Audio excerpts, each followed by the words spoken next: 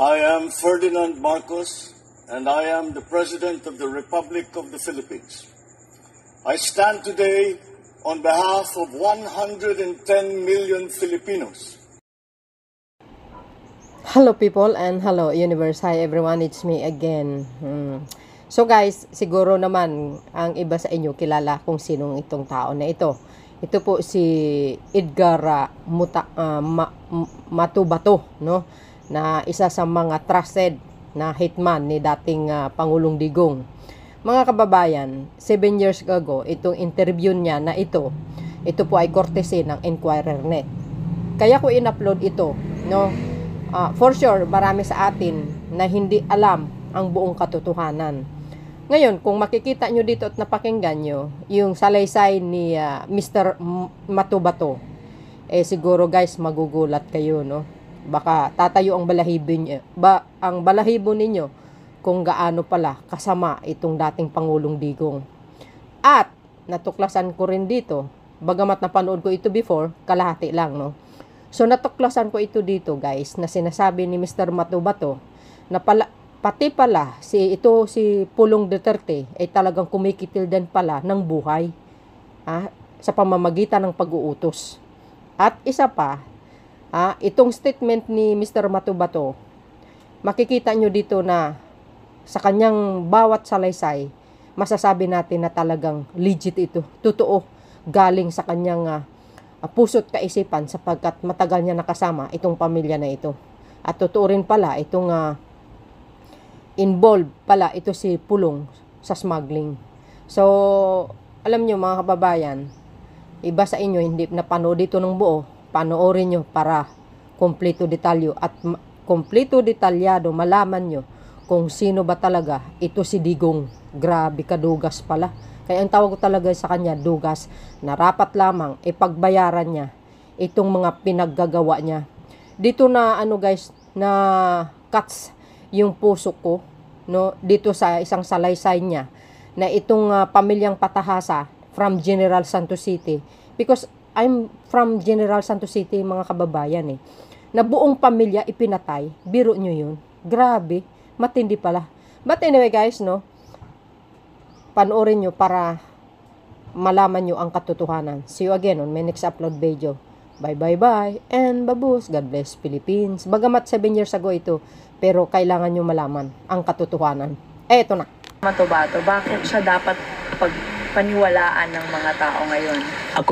Dahil matagal ako nagserbisyo sa kanila, sa umpisa kong trabaho, 1988, nagbuo ng grupo si Mayor Duterte na Lambada Boys kung liquidation squad.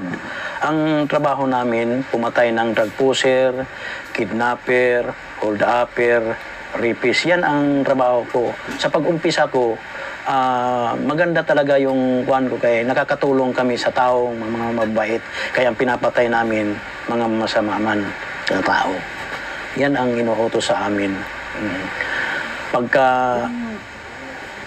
Bago ka pumasok dun sa Lambada Boys, yun yung simula ng Death Squad, yung Liquidation Squad. Nakapatay ka na ba? Wala pa. Dati ako, nag-CHDF 1982. Pagka 1988, kinuha nila ako sa batalyon. Pumunta si Mayor Duterte at saka si Dudong Pagidopon nga police bodyguard niya. Yan ang nagkuha sa akin doon sa Malagos, Kalinan, Davao City. Yung barangay ko sa Tamayong, barangay Tamayong. Bakit po kayo ang piniling isama nila? Dahil may nag-recommend nga ito nga bata parang kursunada at saka meron akong performance sa amin. Nag-recommend, tapos kinuha ako nila, dinala ako nila sa barangay Exodus, Bangkiruhan, Davao City. Miyembro na kayo ng Civil Security Unit, ano ba? Oo, hindi pa pag-umpisa namin, yung trabaho pa namin, hindi pa kami nakapasok ng City Hall. Ang bayad sa amin muna, pagkor, sobre-sobre. Kung merong napapatay kami, pagkahapon, binibigyan kami ng sobre, puro ulo. Wala pa kaming sahod na hindi pa kami in sa gobyerno, pero pinapatakbo na nila. Paano po kayo nakumbinsi na gumawa ng ganong klaseng trabaho, yung pumatay ng tao? Sa pag-umpisa ko, masaya din ako kay siyempre ang amo ko, mayor, at saka mga kasamahan ko, pulis. So, masasama naman tao ang pinapatay namin. So, parang masaya ako sa pag-umpisa. Sa tingin niyo po tama yung ginagawa? Criminal yung... pinapatay sa umpisa. Paano kayo nimita? Anong sinabi sa'yo? Edgar, saling hindi. Yung pag-umpisa, pagkuha sa akin, mayroon daw grupo nga ibubuo ni Mayor Duterte. So, one team lang kami. Yung kasama ko, si Lodi Pagidopon, ako, si Edgar Matubato, si Jojo Bosa, si Ramil Capitania, si Tony Estaco, si Buboy Maldito, at saka si Insektan. Pito kayo? Pito kami. One team kami ang umpisa sa Lambada Boys kung liquidation squad sa Davao City sa 1988 na pag-umpisang Mayor si Duterte. Bakit Lambada Boys ang Davao? Iwan ko lang kung bakit sila man ang nagpangalan sa amin. Hindi ko man alam kung ano ang Lambada Boys. Basta ganyan lang ang pinangalan sa amin. Doon kami bininyagan sa Old Mincing Hotel. Doon kami pinakain kami. Pagkatapos, binigyan kami ng baril, 3 357 at saka 4 nga 45. Ang nabunot ko naman, 45 naman nabunot ko. Magkano po ang bayad sa inyo ng panahon? Minsan, meron 3,000. Kada... Kung makapatay ka ng umpisa ng 3 o 4, so malaki-laki din ang natatanggap mo. Sa pag-umpisa ko, parang masaya ako, pero... Ano po yung una nyo pong proyekto? Ang pumiro kong pinatay doon sa Lucky 13, Bilyaran, nakaupo, parang asset ng intelligence, parang hold upper. So, ibig sabihin guys, totoo pala yung reward system ni Bilyaran, Digong. si Lim, nakaupo sa Bilyaran, San Pedro Street, binaril ko. Hold upper siya? Suspect na hold upper. Pero sabi niyo po asset din siya, no? Asset Bakit daw po siya pinapatay? Kasi yung masasama ang ginagawa nila. Paano mo ginawa yun? Meron sa amin, pumapatay kami. Hindi, yung kay Lim, yung unang-una. Kang Lim, meron sa amin, hindi man kami nagmamanman, meron muna nagmamanman. Katapos, sumisinyas, lalapitan na kaagad. Kayo barilin mo. Mismo ang ako mismo ang bumaril. May kasama po ba kayong ibang miyembro mo? May kasama ako. May kasama, pero ako lang ang lumapit. Binaril mo siya sa likod? Sa ulo. Sa ulo talaga. Nakaupo man sa bilyaran. Close range po? Harapan talaga. Harapan. Paano po yan? May mga nakakitang iba? Walang nakaimik. Nagtakbuhan ang mga tao. Nagtakbuhan ang mga tao. Hindi ka nagtago? Wala. Hindi ako nagkalo. Hindi ako nagsombrero. Wala. Kasi sa amin, sa Davao City, parang kumpiyansa ka yung mga kasama mo, mga pulis talaga. Mga pulis.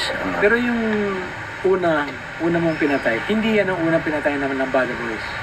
Yan ang una. Sige. Sa lahat? Yan ang una namin. Yan ang pinakauna? Yan ang pinakauna namin, pag-umpisa namin. Pagkatapos, pagbinyag sa amin, naglakad kami, mayroon na kaming project agad. Tapos pagkain, pumatay na din. So, gaano kadami yung pinapatay nyo kada linggo? Siguro, mayroon sigurong 10, ganyan. Sa isang linggo? Sa isang linggo. Hindi, kasama na lang na hati-hati namin.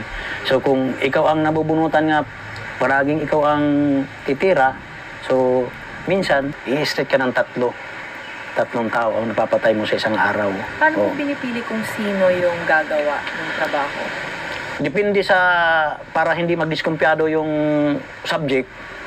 Ako, maliit man ako, parang butik mo lang nga tao, yan talaga ang lumalapit. Kaya hindi ka nakakilatis nga, parang hindi hilag sa'yo ang target. So, yun po ang parang ganun kayo kilala kasi kayo pinakamaliit sa grupo, kayo yung nakakalapit. Nagsusurpan lang, tapos nagsisinilas, tapos loose and t-shirt.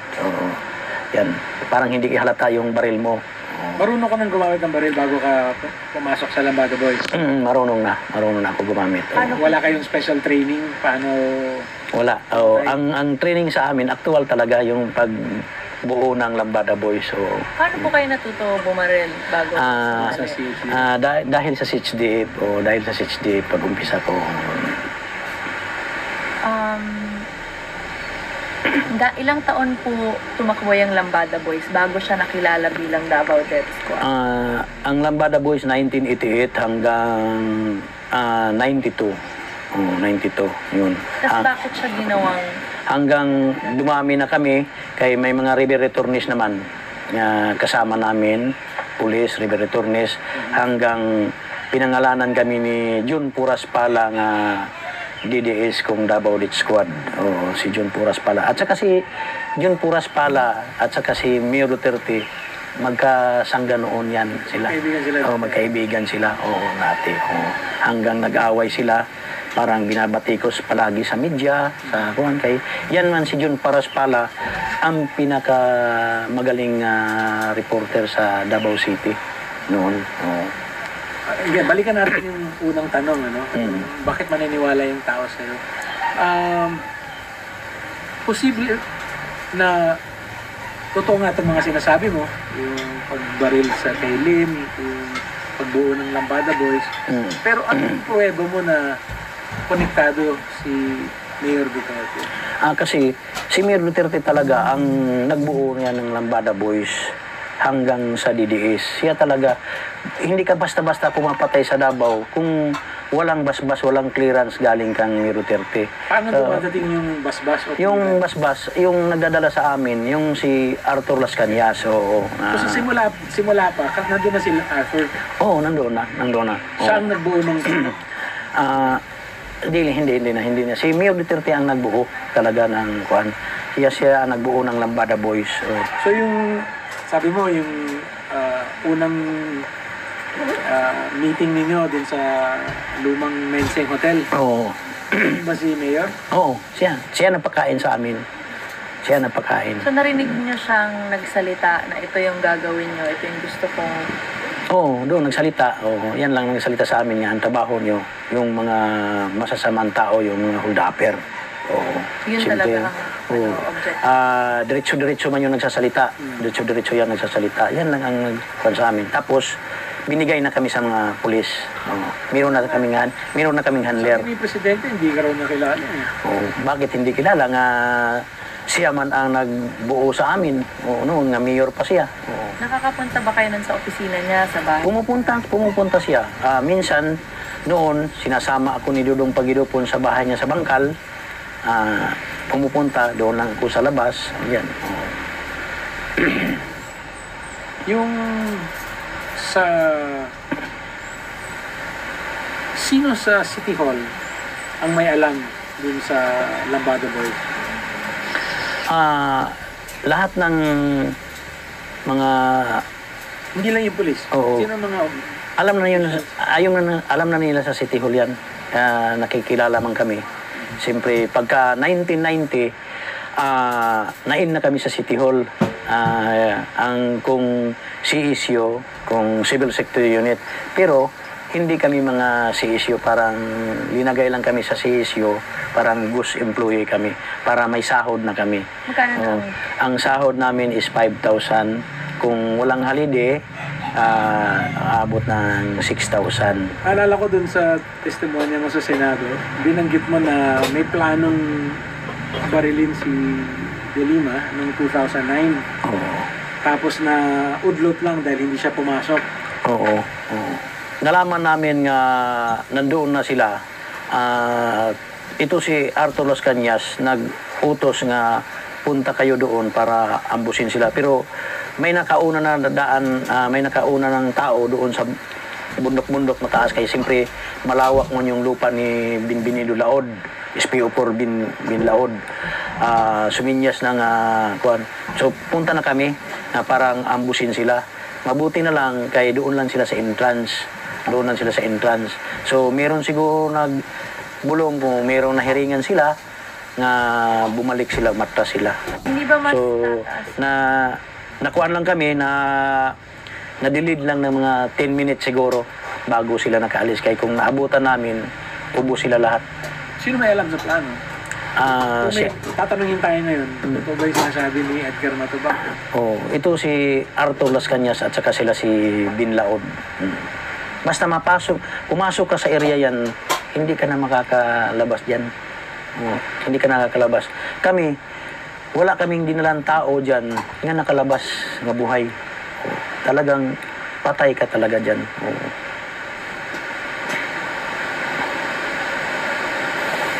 Maraming nagsasabi na parang okay, maraming balita tungkol sa death squad, marami nga namamatay. May isang pare, binilang niya lahat ng mga patay, mga 1,600 ba, parang gano'n. Pero marami pa rin mga tao sa Davao, parang ayaw nilang maniwala. Sa Davao naman, sir, kasi ang tao doon hindi nagsasalita, natatakot dahil sa DDS. Natatakot kung pumunta ka ng pulis, walang mangyayari sa'yo. Tapos parang wawarningan ka ng pulis nga huwag kang magsalita o ay may mangyayari sa'yo. Talaga ang tao sa Davao, parang tahimik lang ang tao sa Davao. Sabi mo nung una, ang mga pinapatay niyo yung mga kriminal, masasamang tao. Kailan yun nagbago? Kailan ka biglang napaisip? Tama ba yung ginagawa? Pag line of 2000, parang yung napapatay namin, sir, parang mga personalan na yung iba. Parang makinis yung balat, parang hindi kriminal. Diskumpiyado na talaga ako, parang mga personalan na ang mga businessman, ganyan. Parang diskumpiyado na ako nga hindi kriminal lahat. Parang inosinteng tao. Hindi na yung mga kudapper, kidnapper, ganyan ba. Diskumpiyado talaga ako. Iba man talaga ang yung inosinteng tao at saka yung kriminal na tao ang pinapatay mo. Bakit po kaya nangyari yun? May nagbago ba sa tingin niyo kay Mayor ng panahon ngayon? Wala naman nagbago. Tuloy-tuloy yung patayan. Pero nagtataka ka lang hindi ka man pwede magtanong sa mga opisyal. Kaya bawal para sa akin. Sibilyan man lang ako. So mga pulis, inuutusan ka lang. So kung sila ang mayroong pinapapatay nga, mayroong inosente, nakamasking tip naman yan. Binabalot naman yung ulo. Pagkatapos, sinasakal man yan ganito. Mayroon man kami mga pangsakal. Pagkatapos, sinatsap-sap na. Wala na, inilibing na. Bakit di pa sinatsap-sap? Yan man ang parang kung membro ka ganyan sa DDS, para ang loob mo, parang buo, hindi ka natatakot. Hindi ka natatakot kung hindi ka maggawa ng ganyan, alis ka na. Alis ka na. Parang tinitesting ka palagi para kung magbago yung isip mo, ganyan, natatakot ka. Meron ka bang tinuruan? Oo, yung membro? Yung umpisa, yung mga pulis nga kuan namin, yung nagsumampi sa amin, yung kami muna ang nagtitrain. Yeah. Hindi training nga kuan aktual nga turo pagdukot, ito ang gagawin mo. Pinapasampul muna sa akin, yan ang gagawin mo. Ang pagpatay hindi naman gagamitan ng aral. Hindi naman yung magdadala ka ng bullpen, paano ang pagpatay, ganyan. Basta ganyan lang. Nakita, kunento nyo din sa mga hearing, nakita nyo mismo, sabi nyo, si Presidente na humawak ng baril at pumatay ng tao. Ilang beses po ninyong... yung pumiro kong kita sa kanya, yung NBI agent, yung si Amisula, yung meron kaming kidnapping na rinirescue, inooperitan. So nag-shortcut kami dito sa Tulip Drive, Matina. Pagkatapos, mayroon nakabalagbag pick-up doon sa daanan, maliit man lang ang karsada. Pagkatapos bumaba si Pabo, nagmotor, pinagalitan yan yung tao na yan. Tapos parang nagka-struggle sila. Pagtingin ni Pabo nga may baril, nakasibilyan, bumunot ng baril si Pabo. Pagkatapos, mabilis man yung NBI agent kay shooter, hindi man shooter yung opisyal namin, tinamaan sa kamay dalawa at saka pa, hindi siya pinatay. paa lang at saka ang tama niya. Dalawang kamay, dalawang paa. Gumano na si Pabo sa karsada. So nagsusunod yung mga kasamahan ko mga pulis, rinat-rat pero hindi na natamaan. Parang daplis-daplis lang kay magaling man umikot doon sa ilalim ng pick-up. So hindi na lalapitan kay mabilis man bumaril yung shooter. Doon na sa naubusan ng bala ang kuan. Nakalapit na kami, nakalapit na. Tapos tumawag si yung opisyal nga tinamaan, pumunta na si Mayor, buhay pa si Amisula, siya ang nagtapos.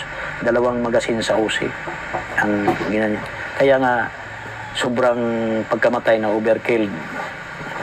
So pinatay siya dahil lang nakaharang siya o tingin niyo may kinalaman niyo siya dun sa kaso nga Wala, nag-uusap lang ng babae ng yung agent. Kasi naharangan niya ang sasakyan na may operation kami, naharangan niya ang daan, yung pick-up, hindi niya pinarking, hindi niya pinark ng maayos yung sasakyan niya. Yan, hindi naman, siyempre, nagsusunod kami mga service na naging motor. Ang motor, okay lang. Yung nagsusunod ng mga sasakyan, hindi makakadaan. Anong ginawa dun sa katawan? Basta, yan lang, ang pagkatapos binaril, doon lang. Yun lang po ba yung insidente na nakita niyo si Mayor Duterte noon? Madami na. Kung meron... Yung ikaw mismo nakakita? Kung meron kaming dinadala sa MAA, minsan gabi man yung pumupunta, basta pinaka-importante ang binibaril, hindi namin alam ang pangalan, pumupunta yan. Siyang bungabaril, kaupo ang tao, siyang bungabaril sa ulo. So ikaw mismo, ilang beses mo siya nakita na gano'n ang ginawa? Na may pinatay? Sa akin siguro, sa MAA, para siguro mga 7 bisis. 7 bisis siguro. Tapos meron pang isa yung kay Amisola. Oo, yun.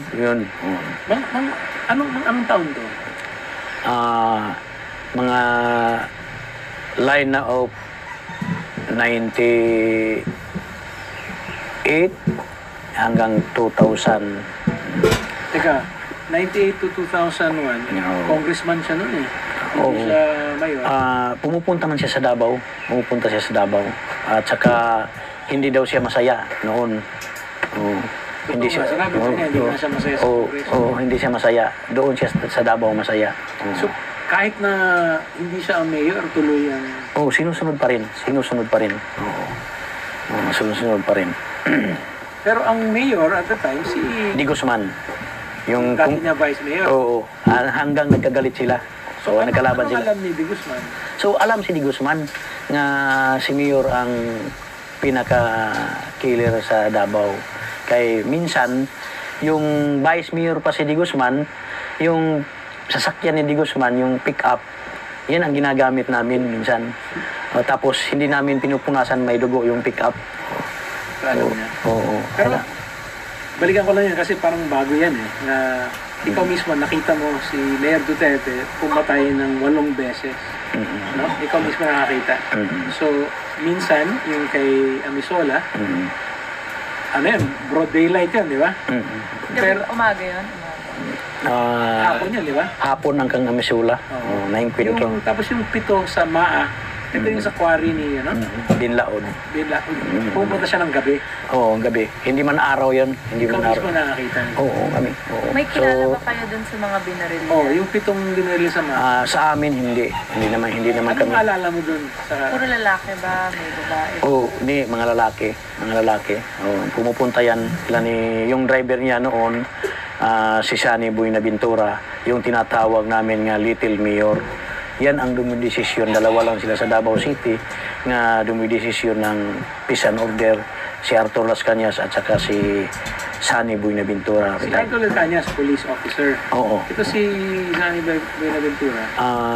SPO4, retired SPO4. Bago lang. May ideya ba kayo dun sa mga pinatay na, dun sa 7 pinatay na kung ano ba ito, mga criminal ba ito, mga businessmen ba?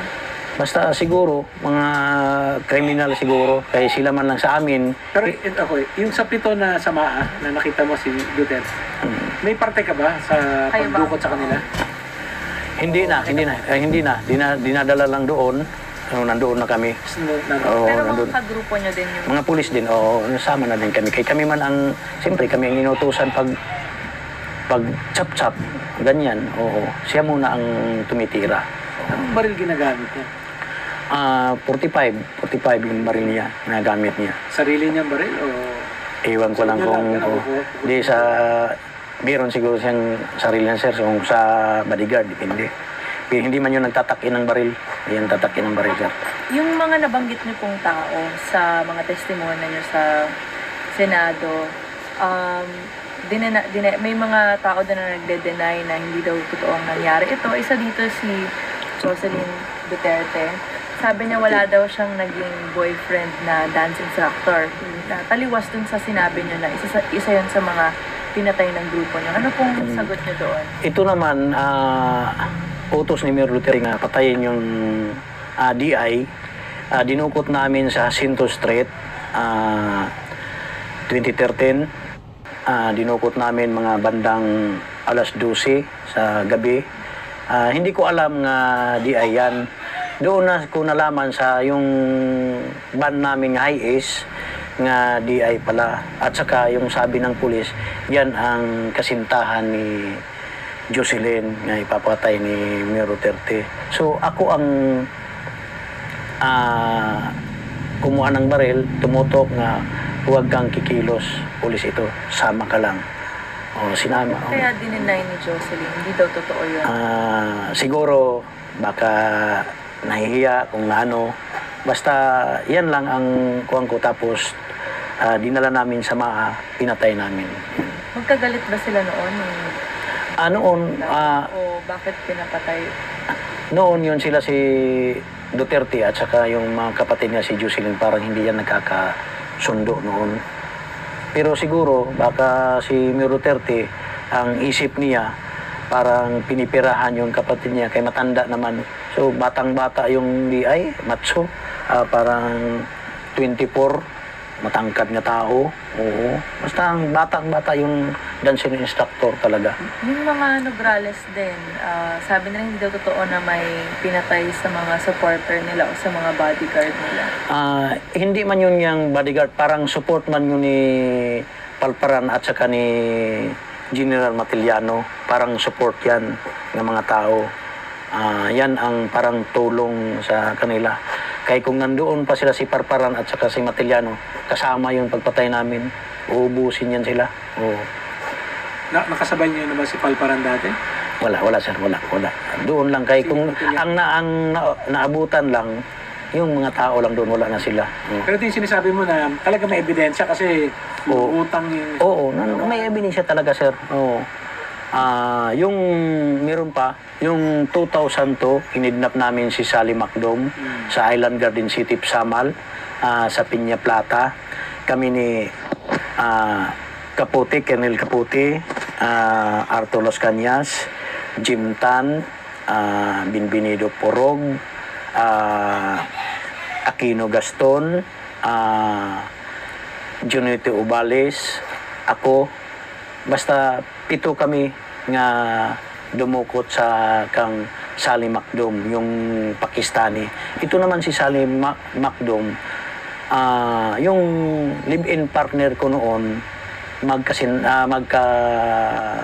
parang magpinsan buo yung live-in partner ko at saka asawa ni Sally Macdom. Ito naman si Sally Macdom, lumapit yung asawa niya sa akin nga, badihan mo yung asawa ko, pariner.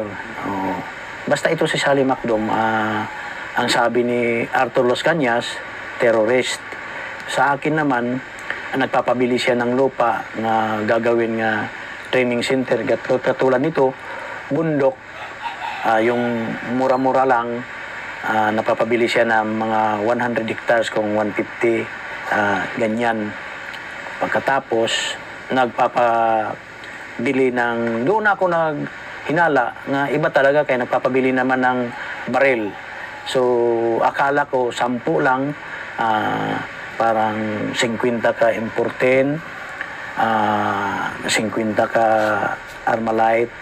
Pero sino ang papatay kay Sally Maclean?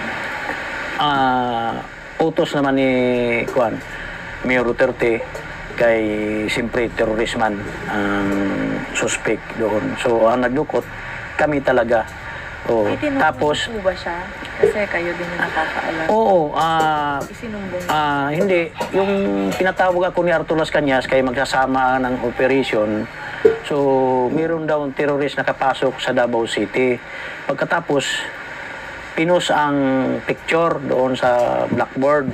Nagmi-meeting kami, ginanyan. Sabi ko, ito naman ang kasama ko. Ako ang nagbabadi. O kung sabi niya, nagbibiro ka lang siguro. Sabi ko kang Arthur Las Cañas, yung amo ko, 20 years tayo nagsama, sir. Hindi ako nagbibiro. Kung gusto nyo, sundan ninyo ako bukas kay magkikita kami dahil sa bayad ng baril. Bayad ng baril. Magkikita kami sa Island Garden City of Samal. So, gabi pa, nandoon na sila. Ako, umuwi naman ako sa bahay. Nagtagpo naman kami sa alas 6 ng umaga. Nag-order ako ng kape. Inorderan ko, dumating siya. Tapos, hindi siya nakainom ng kape na ganyan lang. Lumapit na sila Arthur. Pero kilala ka ni Pulong? Oo, kakilala. Oo. Nung nga ang tawag sa akin, yung pinapatay niya last, yung kagalit niya sa Ikulan Gasoline Station, tumawag siya sa amin nga meron akong tao na galit patayin niyo. Dinukot namin, dinala muna namin sa budiga ng Gaisano sa may Marpore. Tapos dumating siya, kayo na ang bahala nung. At saka nandoon man si Arthur. Siya, ito talaga. So siya ang nag-utos, pero hindi siya ang pumatay? Hindi, kami na. Siya ba, may insidente ba kayong nakita na siya ang pumatay katulad niya? Wala. At saka yung 2013, meron pa siyang gagalit nga sa Dika Home, Subdivision, Davao City. Umutos siya nga patayin niyo kang Sunny Boy Naventura, kang Arthur. Kami namang lahat nga buong heinous crime pumunta sa Dika Home, Davao City Subdivision. Ito ngayon na PSG, si Francia, si Lau, Major Francia, Major Lau, Arthur Las Cañas, Sunny Boy Naventura, Jim Tan, Braganza, si Medina, at saka si Purog, Binbinido Purog, ako. Pumunta kami, kaming tatlo, si Medina, ako, si Purog. Si Purog ang nag-drive ng motor, katapos kami ni Medina ang umakyat sa bahay. Yung kagalit ni Pulong, naglalaro ng tungit. Yung katuwaan lang ba, mga bandang alas 2 ang hapon, hindi ko na matatandaan yung buwan, inakyat namin. So, yung subject, parang nahawakan si Medina kay sobrang laking tao, matangkad. Si Medina, payat man, nahawakan. So, binaril ko. Tapos, bumaril si Medina, nadamay yung dalawa, isang babae, isang lalaki, puro matanda. Kaya nga nagkonsensya ako kung ako ba ang nakabaril ng babae, kung si Medina ba ang nakabaril ng babae. Kaya nagkonsensya ako kung hindi yung kasali, dapat hindi yung mamatay. Meron ka bang pruweba na kasama din si Vice Mayor Paulo? Oo, mayroon po ba yung mga pinagpapatay namin na utos niya. Yan, umuutos man siya talaga.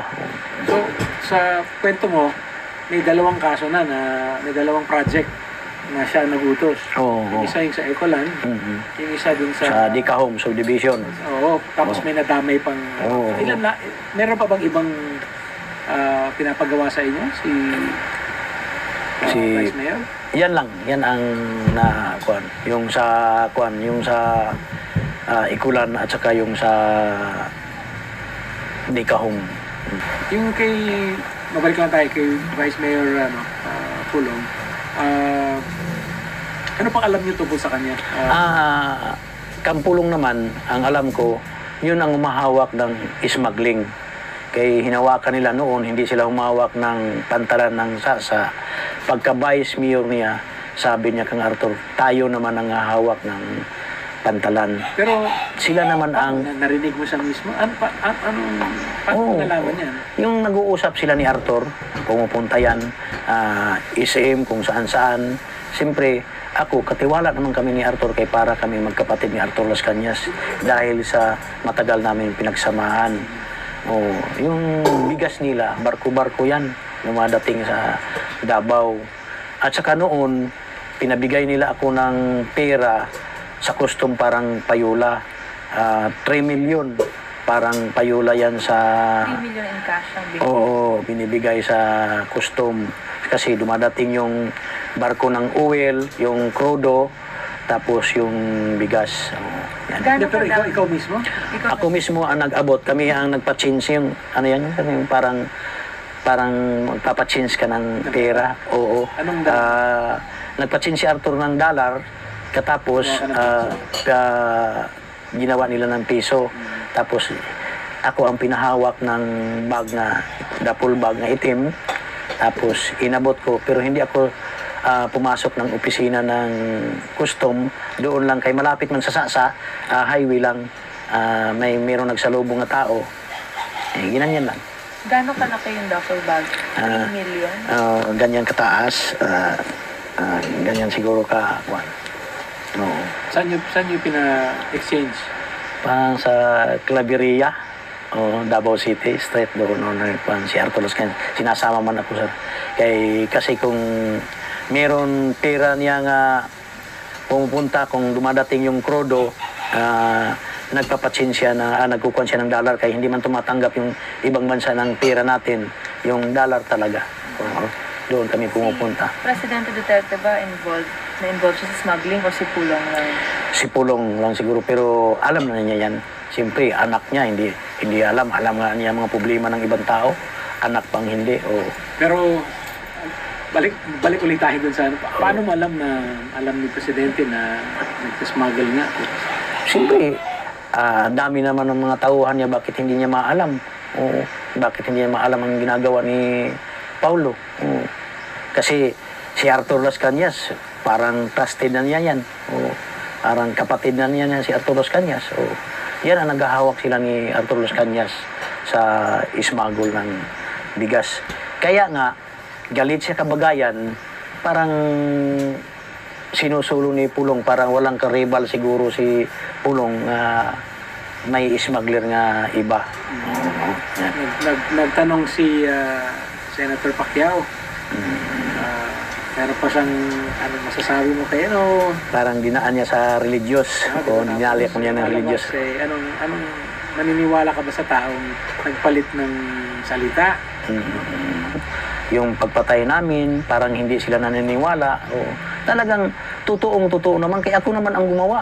Bakit man hindi ako pumupunta ba ako ng... Sino bang taong pumupunta sa Senado magpapabitay ka? Yung iba nga nakakasagasa tumatago. Ako pa ang dami ang pinatay. Kasi yung buhay ko, binigay ko na sa Diyos. Ang isasabi ko lang, talagang totoo yung ginawa namin. Kung ano man ang hantungan, kung bitayin man ako, okay sa akin, wala akong total. So bakit ka lumabas? Lumabas ako, sir, nagkukonsensya na ako, ang dami na namamatay sa Davao. Sa Davao lang, ha? Ang dami na namamatay, nga walang justisya, yung kasali niya yung mga inosente. Katulad nung 3 binata, nga mga dalaga nga babae, 17, 18, 20, ata yung mga edad niya, kinuha namin sa Barangay Obrero, sa apartment, na sabi ng pulis kasamahan ko nga drug pusher daw. So ako ang pumasok ng kwarto, wala akong nakita miski isa. Tapos kinarga namin sa aming service ng FX, pagkatapos piniringan, pagkatapos doon namin dinala sa San Rafael Village. Ang masaklap yun, sir, kay ginalaw pa ng mga pulis.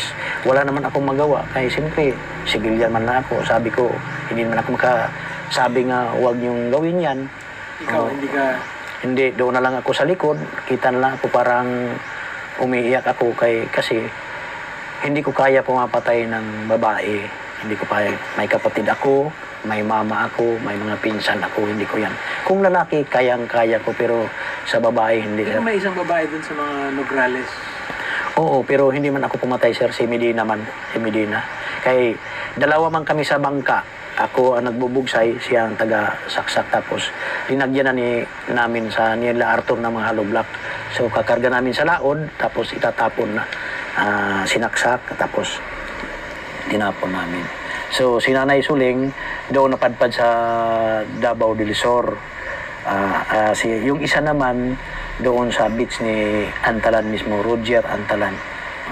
Sa barangay Panggubatan, Kaputian District, Island Garden City of Samal. Itong cardboard na ito, ginagawa namin yan, yung karton. Kung puser ka, puser lang. Kung hold upper ka, yan lang ang nilalagay. Hindi katulad dito sa Maynila nga, huwag niyo akong tularin, puser ako pinahaba. Di ba? Pero isa lang yan, pareho lang yan.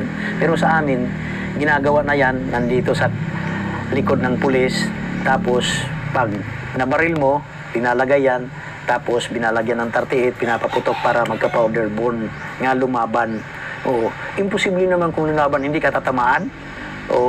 Kasi ang pulis talaga sa Davao, may pamplantid yan. Hindi yan lumalakad na iisa lang ang baril. Pag makakita yan ng tao nga gusto niyang papatayin, may baril yan nga 38. Mura man lang sa Davao ang 38. Magkano lang? 1.5 yung isa. 1.5 lang. Oo. Yan talagang tinanungan ni Cayetano. Sino nagbebenta ng mga baril? Mandami man doon sa Davao ang nagbibinta. Yan tinanungan ni Cayetano, yung mga pulis daw naghihirap ng baril. At saka, bakit daw tagalaw-dalawang baril? Basta may reserva yan, pang-planted. Yan ang sa amin. Saan nagagaling yung pambayad sa baril? Siyempre, mayroong mga bigay na, mayroon na mga bigay-bigay sa mga official siguro. Ayan lang. Basta may... Maraming mga pulis sa Davao. Lahat ba yun? Sangkot sa... Hindi sir. Ang talaga ang pumapatay sa Davao City, ang mga pulis sa Davao naman, ang dami, mababait yan. Pero ang mamamatay tao talaga, ang Mayor's Unit, kung heinous crime, yung tao talaga ni Mayor Duterte. Hanggang may heinous crimes unit pa rin ba ngayon?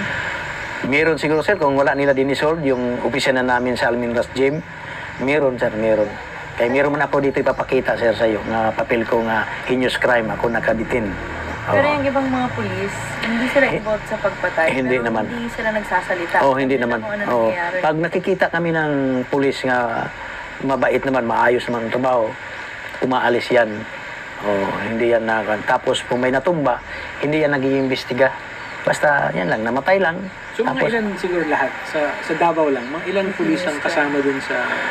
Sa Davao siguro sir, sa opisina namin, mga 30 siguro kapulis yung heinous crime, sir. 30. Yan, yan. Yung mga tirador. Oo. Presidente na ngayon si Mayor Duterte. Meron siyang immunity. Tapos ngayon pa, talagang ngayon nakikita ng tao, narinig ng tao yung mga sinasabi mo. Bakit ka lumabas ngayon? Sa akin naman, sir, hindi naman ako natatakot nga presidente siya, sir. Basta sa akin lang, malaman lang ang mali niyang ginawa ang pagpatay ng tao. Hanggang ngayon, ang dami nang namamatay, sir. Ako, nagkukonsensya na ako na sobra na ang ginagawa niya, sir. Pumapatay ng mga tao, umuutos siya. Umuutos man lang yun, sir. Anong gagawin mo ngayon? Papasalamat kami, kinausap mo kami, gano'n. Nakikipagpanayang ka sa mga media, gano'n. Meron kang may final na kaso sa ombudsman. So, ano ba ang mga balak mo? Basta ako, itutuloy ko rin yung pag-file ko ng kaso sa mga kasamahan ko, mga pulis ko, para makita nga totoong-totoo talaga, sir, yung sinasabi. Yung mga kasama ko, sir, mga kasamahan ko talaga. Hanggang yung mga retired nga mga kernel kay dati yun, yan ang kasamahan ko hanggang nag-retire sila.